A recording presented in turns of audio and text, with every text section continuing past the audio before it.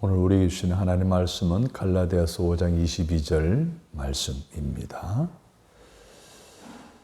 오직 성령의 열매는 사랑과 희락과 화평과 오래 참음과 자비와 양성과 충성과 온유와 절제니 이 같은 것을 금지할 법이 없느니라. 아멘.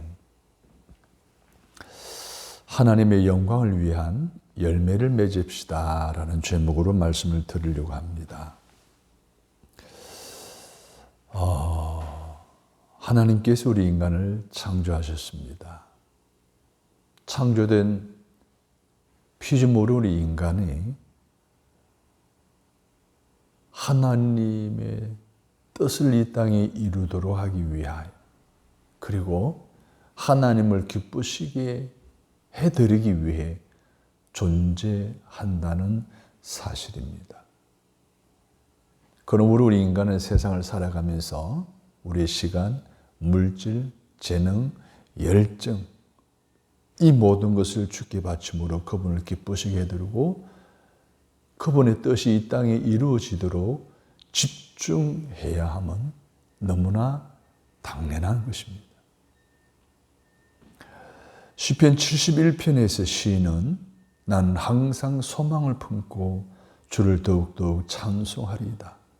내가 청량할 수 없는 주의 의와 구원을 내 입으로 종일 전하리이다. 이렇게 노래했습니다. 여러분, 세상 사람들은 그냥 그렇게 살아가다가 내 앞에 죽음이 다가오면 죽어가는 것이 인생이라고 생각합니다.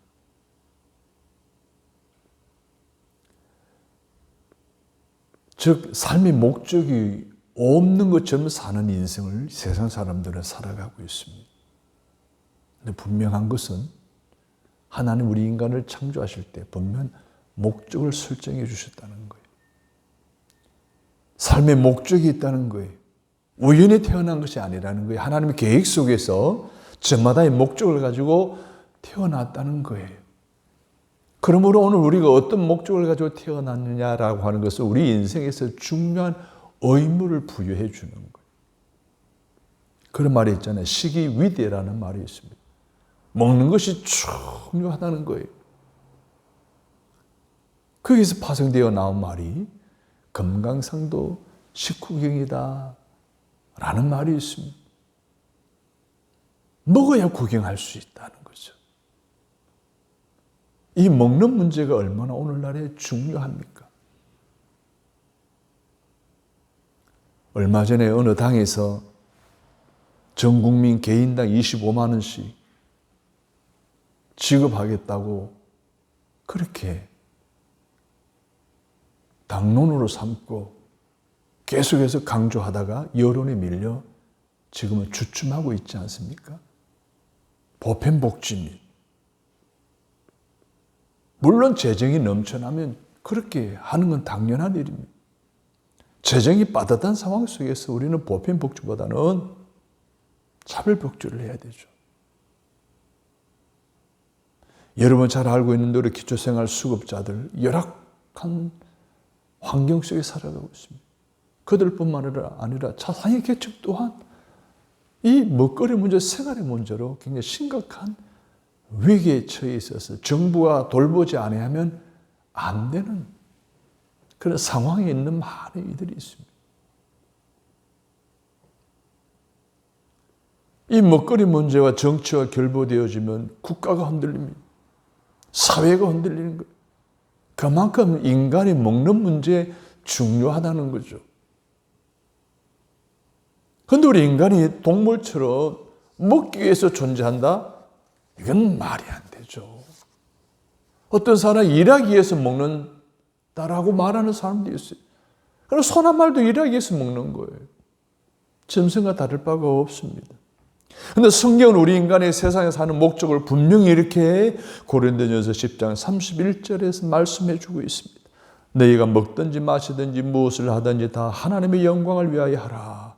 유대인에게나 헬라인에게나 하나님의 교회나 거치는 자가 되지 말고 나와 같이 모든 일에 모든 사람을 기쁘게 하여 나 유익을 구하지 아니하고 많은 사람이 유익을 구하여 저희로 구원을 얻게 하라.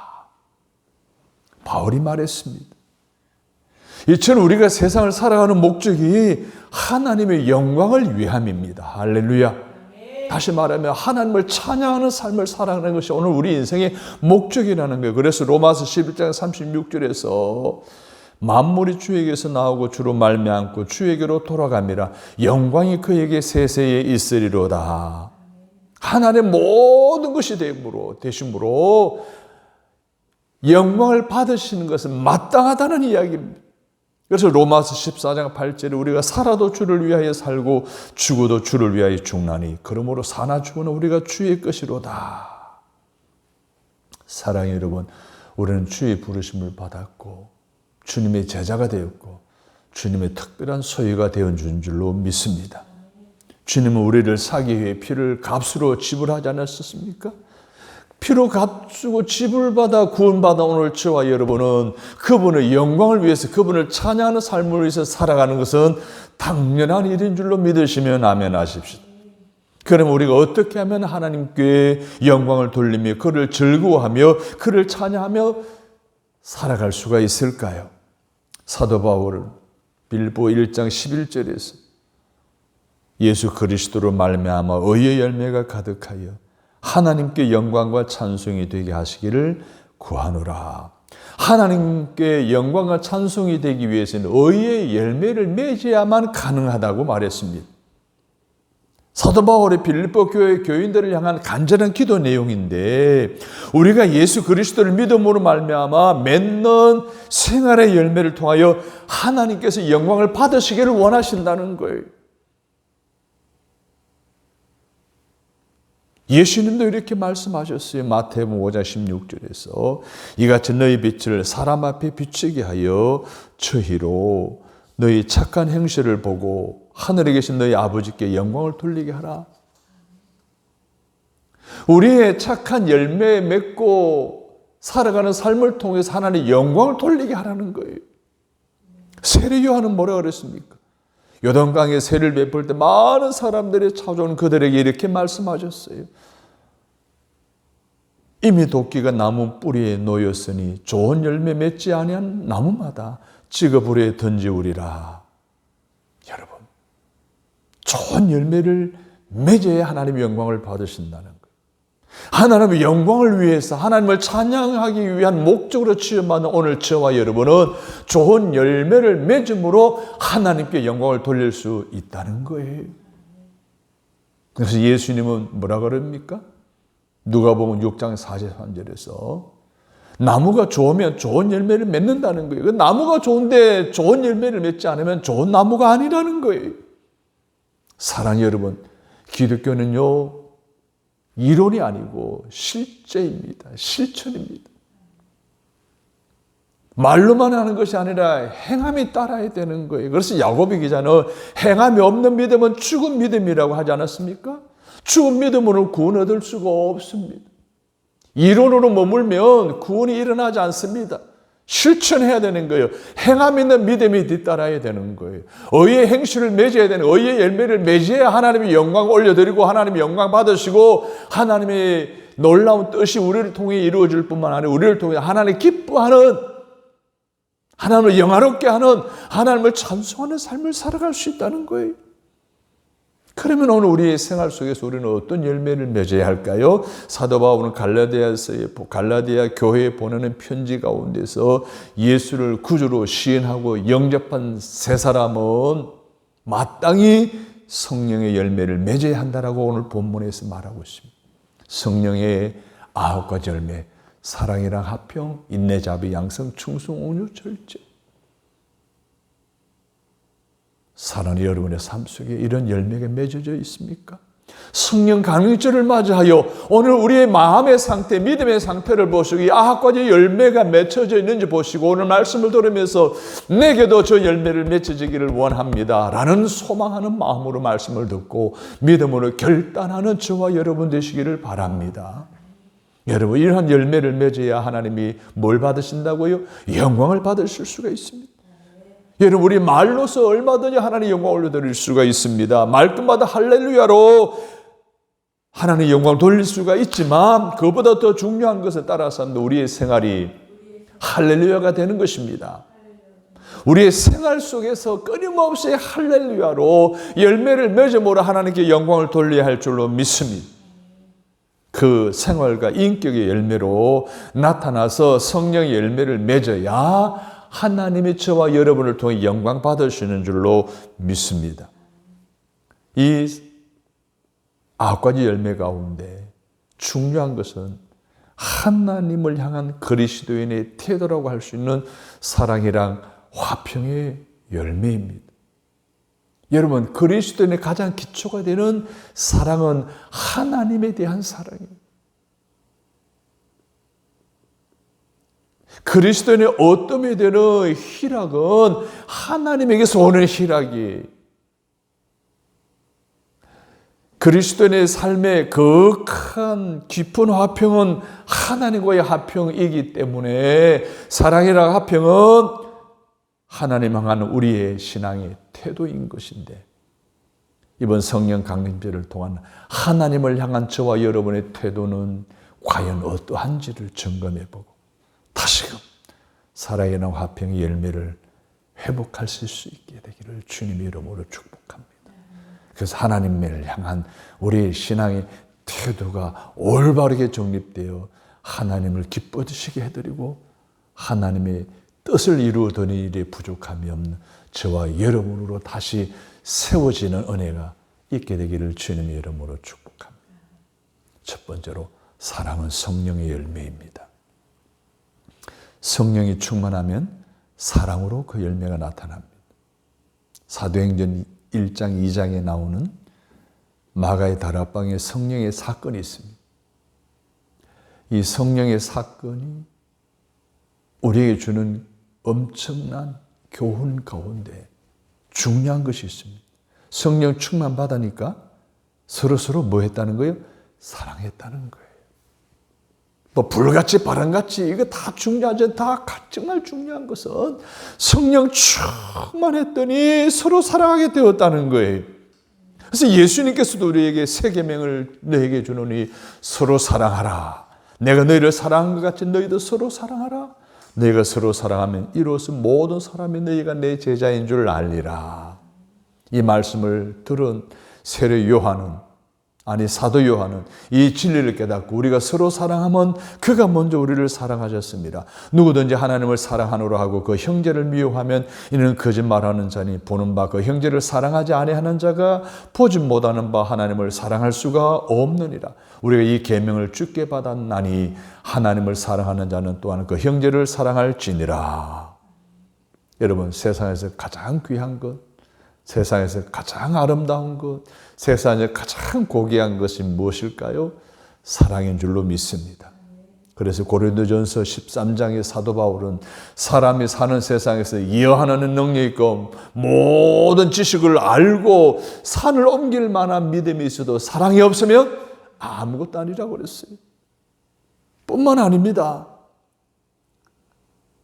내게 있는 모든 것으로 다 다른 사람을 위해서 내어주고 나를 심지어 불사람으로 내어준다 할지라도 사랑이 없으면 아무것도 아니라고 했습니다. 성도 여러분, 이 시간 예배 가운데 임재하시어서 말씀을 얻은 우리 가운데 운행하시는 성령님으로 충만하시기를 바랍니다. 생활 속에서 가족과 이웃을 향해 사랑의 열매를 맺은 것을 나누어 주셔서 믿음의 생활 속에 하나님의 사랑을 퍼뜨릴 수 있는 저와 여러분이 되시기를, 그래서 많은 사람들에게 감동을 주는 저와 여러분의 삶이 되시기를 주님의 이름으로 축복합니다. 늦은 밤 강원도 하천 지방 버스 안에서 실제 있었던 이야기입니다. 신장로를 따라 버스가 천천히 달리고 있습니다. 버스 안에 엄마 품에 새거썩은 잠든 아이가 안겨 있었습니다. 출발 후 얼마 후에 덜컹덜컹하는 버스에 의해 아이가 깨면서 울었습니다. 새 정거장 갈 때까지 아이 울음소리가 끊이지 않는 거예요. 승객들이 불평하기 시작했습니다. 이제는 언성을 높입니다. 아줌마, 아이 좀 물리지 마세요. 달래세요. 전세 냈어요, 버스를. 내려서 걸어가세요. 우리 피해 주지 말고. 짜증나네, 정말. 그래서 버스 안에 승객들이 웅성웅성 막 소리를 치는 거예요. 걸어가는 가운데 버스가 갑자기 멈추는 거예요. 승객들이 왜 이러지? 무슨 일이 있지? 기사 아저씨가 내리더니 상점에 가서 뭘 사들고 와서 버스를 타더니 울고 있는 아이에게로 다가가더니 아이 입속에 초콜릿 하나는 입에 넣어주었습니다. 울으면 다 그치는 거예요.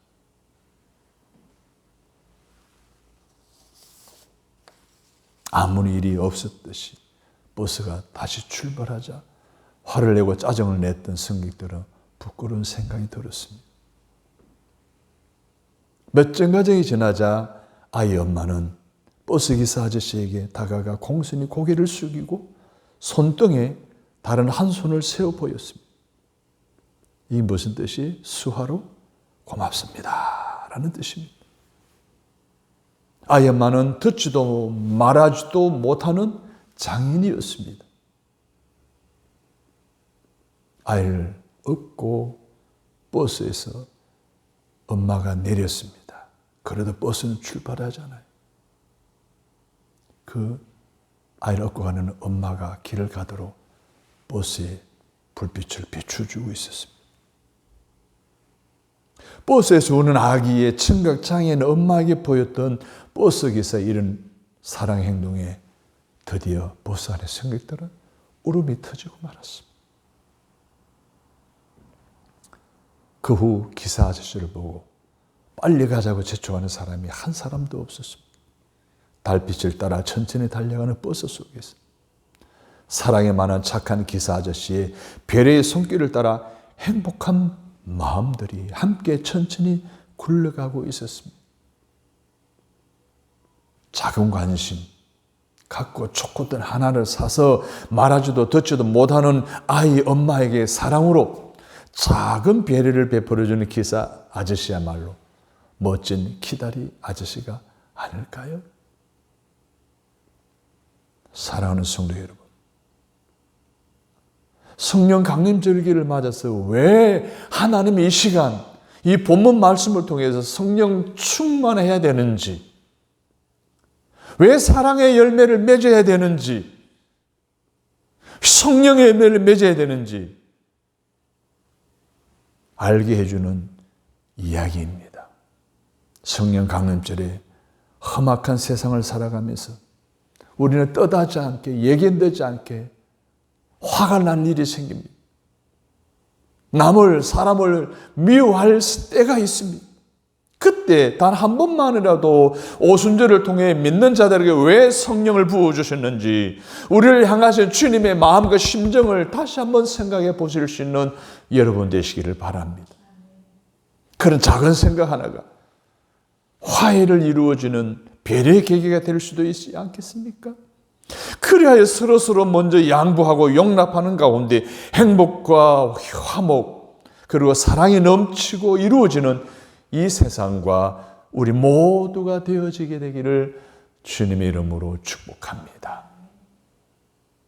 두 번째 성령의 열매는 희락입니다. 이 기쁨은 누구에게서 올까요? 주님에게서 오는 것입니다. 오, 이 기쁨 주님 주신 곳, 오, 이 기쁨 주님 주신 곳, 오, 이 기쁨 주님 주신 곳, 주께 영광 할렐루야 주만 찬양해. 이 기쁨 주님 주시는 기쁨인 줄로 믿으시면 아멘. 여러분, 세상에서 오는 기쁨은 변합니다. 변하는 기쁨은 참 기쁨이 아닙니다. 여러분, 참 신앙에는 기쁨이 있는 거예요. 그래서 여호와를 기뻐하면 오늘 우리의 삶 속에 영적 에너지가 나오는 줄로 믿습니다. 삶의 원동력이 되는 기쁨이 솟아오르는 줄로 믿습니다. 느헤미야 8장 10절에 이날은 우리 주의 성일이니 근심하지 말라. 따라서 합니다. 여호와를 인하여 기뻐하는 것이 너희의 힘이니라.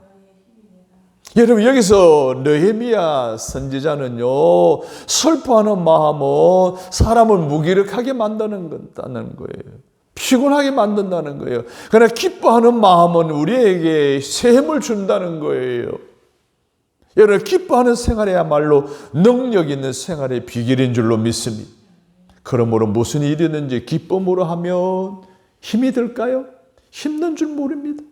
이렇게 어려움이 많은 세상을 살아가면서 성령의 열매의 기쁨을 소유해야 오늘 우리에게 모든 역경을 극복하고 고난을 이기는 힘이 생길 뿐만 아니라 어려움이 변하여 밝은 날이 되어질 줄로 믿습니다. 성경에 보면 이렇게 살았던 사람들이 참 많습니다. 그 대표적인 인물을 든다면 바울과 실라 아닙니까? 복음을 전하다가 사로잡혔습니다. 많은 고난을 당하고 옥에 갇혔습니다. 그 가운데서도 어둠의 한밤중에 그들은 찬송하지 않습니까?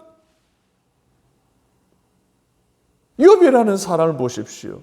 욥은 동방의 의인이었습니다. 갑부였습니다. 사람들로부터 존경을 받는 사람들인 그가 행복의 절정에 있다가 10년의 깊은 고난의 골짜기로 빠져들게 되지 않습니까? 그때 욥이 이렇게 고백합니다. 욥기서 1장 21절에 내가 모태에서 적신이 나와 싸운 적 또한 적신이 그리로 돌아갈지라. 주신 자도 여호와시요 취하신 자도 여호와시오니 여호와의 이름이 찬송을 받으실지니이다. 사랑하는 여러분, 이것은 분명히 삶에 있어서 심한 고난과 시련으로 가득한 영적인 한밤중에 있으면서 부르는 노래인 것이 분명합니다. 예수님의 경우는 어떻습니까? 주님께서 제자들과 최후의 만찬한 이후에, 만찬할 때 가룟 유다가 예수를 배반하지 않습니까? 만찬 후에 십자가를 걸어갈 때 베드로 또한 예수님을 떠나지 않습니까? 다가오는 십자가의 죽음을 내다보시는 주님의 가슴은 어둠이 분명히 있었을 것입니다. 그러나 주님은 만찬 석상에서 일어나 어두운 밤길을 헤치며 겟세마네 동산으로 나아가십니다. 우리 주님도 영육간의 한밤중에 찬미를 부르셨음을 확인할 수가 있습니다. 여러분, 한밤중의 찬미는 역경 속에서의 감사를 의미하는 거예요. 고난 가운데 하나님께 찬송하는 것을 의미하는 거예요. 그러나 그것은 어쩔 수 없이 부르는 노래가 아니라 역경 중에서 하나님의 은총에 감사하면서 부르는 찬미인 줄로 믿습니다. 만약에 우리가 순경 중에만 감사한다면 그 사람은 진정한 감사를 모르는 사람들입니다. 역경 중에서도 깊은 하나님의 은총을 느끼면서 부르는 그 찬미에서 감사의 신비를 느낄 수 있다는 사실을 여러분이 기억하시고, 여러분의 인생이 한밤중이라 할지라도 찬송하시기를 바랍니다.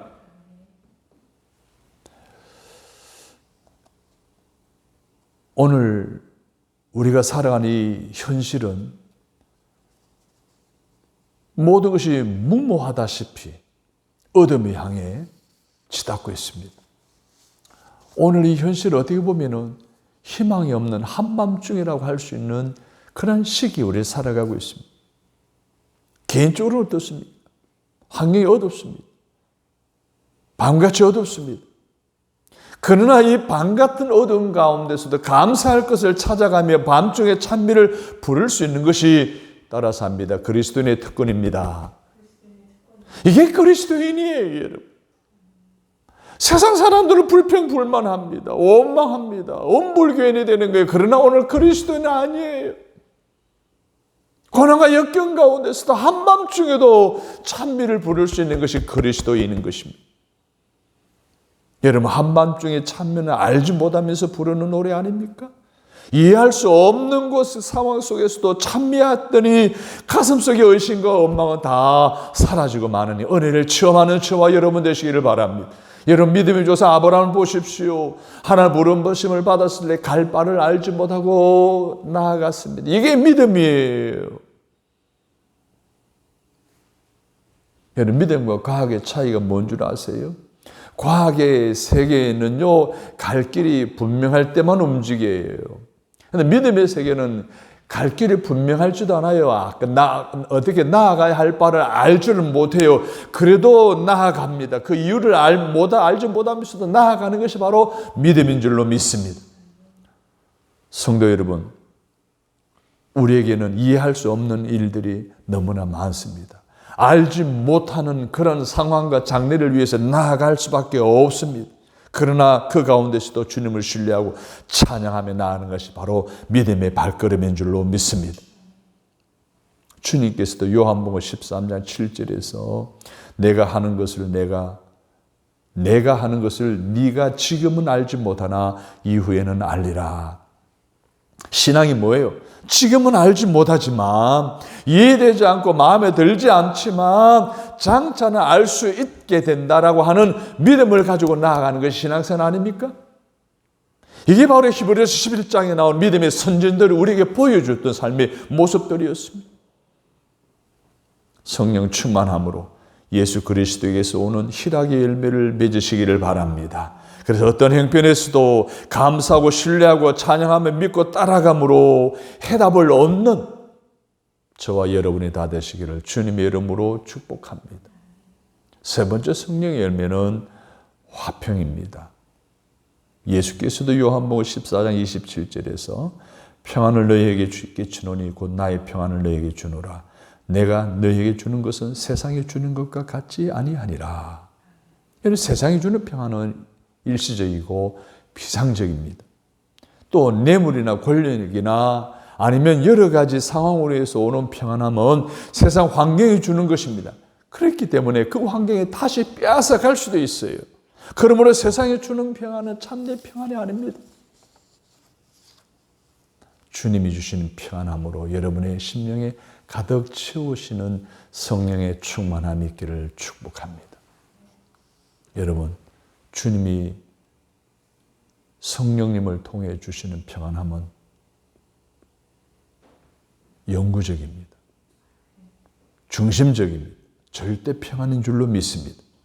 그 평안은 환경이나 조건에 따라 흔들리지 않습니다. 좌우되지 않습니다. 그러면 이 마음이 어디서 옵니까? 바로 하나님과의 막힘없는 생활 가운데서 오는 거예요. 하나님과 깊은 교제 가운데서 오는 거예요. 하나님과 막힘이 없는 것은 뭡니까? 기도로 소통하는 거예요. 말씀으로 소통하는 거예요. 그 말씀에 순종함에 따라 실천을 통해 소통하는 거예요. 깊은 영적인 관계, 영성의 삶을 살아가는 거예요. 하나님과 언제나 함께 생활할 때 오는 생명의 평안인 줄로 믿습니다. 세계적인 영성가 오스왈드 챔버스는 이런 말을 했습니다. 정해진 시간에 드리는 기도, 성경 읽는 습관 등이 오히려 우상이 될 수 있습니다. 경건한 습관의 본래 목적인 하나님과의 교제에 초점을 맞추십시오. 경건한 습관의 본래 목적인 하나님과의 교제에 초점을 맞추라는 거예요. 하나님과 깊은 교제하게 되면 거기서 하나님의 평강이, 주님 주신 평강함이 우리의 가정 속에 가득하게 된다는 거예요. 그런 삶을 살았던 주님의 수제자 베드로후서 1장 2절과 8절에서 이런 말을 했습니다. 고백을 했습니다. 하나님과 우리 주 예수를 알므로 은혜와 평강이 너희에게 더욱 많을지어다. 이런 것이 너희에게 있어 흡족한즉 너희로 우리 주 예수 그리스도를 알기에 게으르지 않고 열매 없는 자가 되지 않게 하려니와. 예수님을 알므로 깊은 교제 나눔으로 은혜와 평강이 가득하게 된다는 거예요. 할렐루야. 예수 그리스도 알기에 게으르지 않고 열심히 더 친근함을 이루게 노력했더니 열매가 풍성하게 되었다는 거예요. 할렐루야. 이 베드로의 고백이 여러분의 고백이 되기를 주님의 이름으로 축복합니다.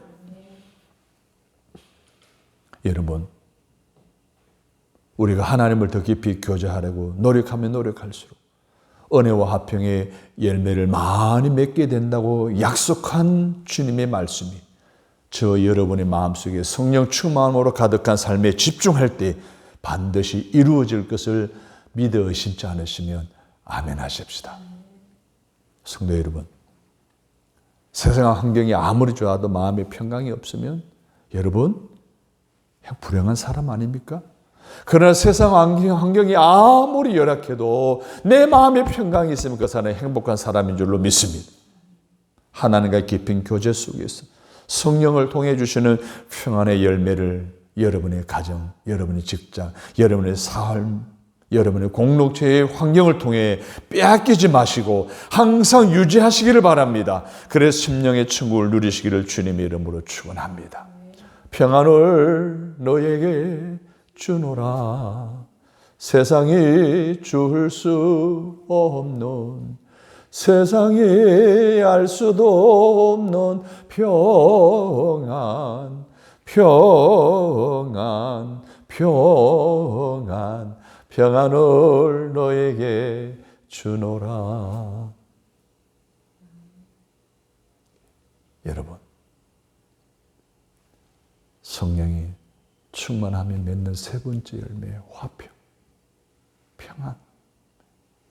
이 열매가 하나님과의 깊은 관계에 있어서요, 더 깊이 알려고 노력하고 묵상하고 교제하고 기도하고 찬송하고 말씀을 읽을 때마다 넘치게 되기를 주님의 이름으로 축복합니다.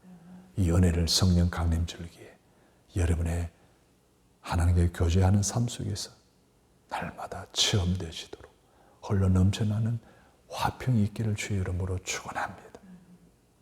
끝으로 예화 한 가지 말씀드리고 마무리하도록 하겠습니다. 1952년 노벨상을 받은 두 사람이 있습니다. 까미와 슈바이처 박사입니다. 까미는 문학 노벨상, 슈바이처는 평안 노벨상을 받았습니다. 각각 상금으로 10만 달러를 받았습니다. 근데 까미는 그 돈으로 프랑스 파리 근교에 저택을 사고 고급 승용차를 구입했습니다. 승용차를 타고 저택으로 가다가 교통사고로 사망했습니다. 까미는. 그런데 슈바이처 박사는 아프리카 랑바레네에 병원을 지었습니다. 가난하고 불쌍한 사람들을 모셔다가 치료해주고 복음을 심어주고 그의 남은 생활을 하나님의 영광을 위해 살았습니다. 결국 생각의 차이로 두 사람의 삶이 이렇게 완전히 다르게 마치게 되었음을 보여줍니다. 사랑하는 여러분, 예수님을 알지 못하는 자의 삶은 비참합니다. 그러나 예수님을 아는 자의 삶은 다릅니다. 그들은 성령에 이끌리는 사람들입니다. 예수님을 깊이 알고 성령에 이끌리는 사람들은 세상에 관심이 없습니다. 세상 것에 관심이 없습니다. 오직 하나님의 영광만이 관심이며 그들의 생각의 내용인 줄로 믿습니다. 로마서 5장 2절에 또한 그들로 말미암아 우리가 믿음으로 서 있는 이 은혜에 들어감을 얻었으며 하나님의 영광을 바라고 즐거워하느니라. 사도 바울이 이 말씀대로 예수님을 아는 성도의 삶은 은혜롭습니다. 아름답습니다. 즐겁습니다. 행복합니다. 그러므로 예수님은 알면 알수록 하늘에 소망을 두는 거예요. 그러므로 그들의 삶에 실패가 있을까요? 실패가 없습니다. 하늘에 소망을 두는 사람들의 삶은 모든 삶의 성공이 기다리고 있는 줄로 믿습니다. 그래서 믿음의 선진들도 하나님을 알기에 힘썼습니다. 여호와를 알자, 힘써 여호와를 알자라고 하지 않습니까? 그래서 하나님과 깊이 교제하며 많은 열매를 맺었듯이 오늘 우리가 무엇을 목표로 하고 생각을 하느냐에 따라서 열매의 결과가 다르다는 거예요. 하나님을 위해 사느냐 나를 위해 사느냐에 따라서 영적 미래가 결정되어진다는 거예요. 사랑하는 여러분, 나의 남은 생에, 여러분의 남은 생에 하나님의 영광을 위한 삶이 되기를 원합니까? 그러면 열매를 맺으십시오. 그 열매 가운데도 성령의 열매를 맺으십시오. 사랑의 열매, 희락의 열매, 기쁨의 열매를 맺음으로 하나님께 향한 나의 신앙의 태도를 성숙하게 하셔서 하나님의 기쁨이 될 뿐만 아니라 하나님의 뜻을 이 땅에 이루어드리고 세상을 변화시키는 데 선한 영향을 끼치는 저와 여러분이 되시기를 주님의 이름으로 축원합니다. 하나님 나라를 위해서, 하나님의 영광을 위해 성령 안에서 생각하고 행동함으로 성령의 열매인 사랑이랑 화평의 열매를 맺음으로 먼저 날마다 영원한 천국을 소유하시기를 바랍니다. 그리고 그 천국을 이웃에게 나누어 주시고 그래서 나 자신의 은혜가 되고 이웃에게는 축복이 되는 성령 강림절기를 보내는 저와 여러분의 삶이 되시기를 주님의 이름으로 축복합니다.